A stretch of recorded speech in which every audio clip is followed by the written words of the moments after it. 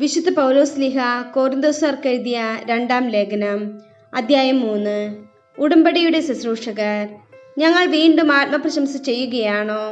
മറ്റു ചിലർക്ക് എന്നതുപോലെ ഞങ്ങൾക്ക് നിങ്ങളുടെ പേർക്കോ നിങ്ങളിൽ നിന്നോ ശുപാർശ കത്തുകൾ ആവശ്യമുണ്ടോ?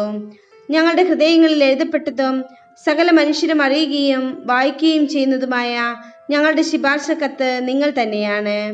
മഷി കൊണ്ടല്ല, ജീവിക്കുന്ന ദൈവത്തിൻ്റെ ആത്മാവ് കൊണ്ട്, കൽപ്പലകകളിലല്ല, മനുഷ്യരുടെ ഹൃദയഫലകങ്ങളിൽ ഞങ്ങളുടെ ശുശ്രൂഷ വഴി എഴുതപ്പെട്ട ക്രിസ്തുവിൻ്റെ ലിഖിതമാണ് നിങ്ങൾ എന്ന് വ്യക്തമാണ്.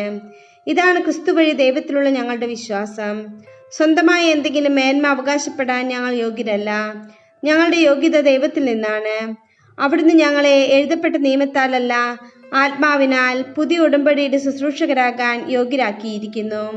എന്തെന്നാൽ എഴുതപ്പെട്ട നിയമം മൃതിപ്പെടുത്തുന്നു, ആത്മാവ് ജീവിപ്പിക്കുന്നു. കൽപ്പലകയിൽ എഴുതപ്പെട്ട മരണത്തിന്റെ നിയമം തേജസ്സിലാണ് നൽകപ്പെട്ടത്. ആ തേജസ് മങ്ങിക്കൊണ്ടിരുന്നപ്പോൾ പോലും ഇസ്രായേൽ ജനത്തിന് നോക്കാനാവാത്ത വിധം മോശയുടെ മുഖത്തെ ജ്വലിപ്പിച്ചു. അങ്ങനെയെങ്കിൽ ആത്മാവിന്റെ ശുശ്രൂഷ എത്രയേറെ തേജസ്സുറ്റതായിരിക്കും. എന്തുകൊണ്ടെന്നാൽ ശിക്ഷാവിധിയുടെ ശുശ്രൂഷ തേജോമയമായിരുന്നെങ്കിൽ നീതിയുടെ ശുശ്രൂഷ അതിനേക്കാൾ കൂടുതൽ തേജോമയമായിരിക്കണം. ഒരിക്കൽ പ്രശോഭിച്ചിരുന്നത് അതിനെ അതിശയിക്കുന്ന മറ്റൊരു ശോഭ മൂലം നിഷ്പ്രഭമായി തീർന്നു.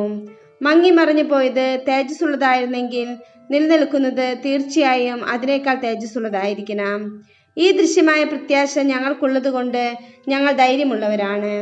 മങ്ങിക്കൊണ്ടിരുന്ന തേജസ്സിന്റെ തിരോധാനം ഇസ്രായേൽക്കാർ ദർശിക്കാതിരിക്കാൻ വേണ്ടി മുഖത്ത് മൂടുപടം ധരിച്ച മോശയെപ്പോലെയല്ല ഞങ്ങൾ. അവരുടെ മനസ്സ് കടുപ്പമേറിയതായിരുന്നു. അവർ പഴയ പ്രമാണം വായിക്കുമ്പോൾ അതേ മൂടുപടം ഇന്നും അവശേഷിക്കുന്നു. എന്തെന്നാൽ ക്രിസ്തുവിലൂടെ മാത്രമാണ് അത് നീക്കപ്പെടുന്നത്. അതെ, ഇന്നും മോശയുടെ ഗ്രന്ഥം വായിക്കുമ്പോഴെല്ലാം അവരുടെ മനസ്സിൽ ഒരു മൂടുപടം കിടക്കുന്നുണ്ട്. എന്നാൽ ആരെങ്കിലും കർത്താവിലേക്ക് തിരിയുമ്പോൾ ആ മൂടുപടം നീക്കപ്പെടുന്നു. കർത്താവ് ആത്മാവാണ്. കർത്താവിൻ്റെ ആത്മാവുള്ളിടത്ത് സ്വാതന്ത്ര്യമുണ്ട്. കർത്താവിൻ്റെ മഹത്വം കണ്ണാടിയിൽ എന്ന പോലെ മൂടുപടം അണിയാത്ത മുഖത്ത് പ്രതിഫലിക്കുന്ന നാം എല്ലാവരും അവിടുത്തെ സാദൃശ്യത്തിലേക്ക്, മഹത്വത്തിൽ നിന്ന് മഹത്വത്തിലേക്ക് രൂപാന്തരപ്പെട്ടുകൊണ്ടിരിക്കുകയാണ്. ഇത് ആത്മാവായ കർത്താവിൻ്റെ ദാനമാണ്.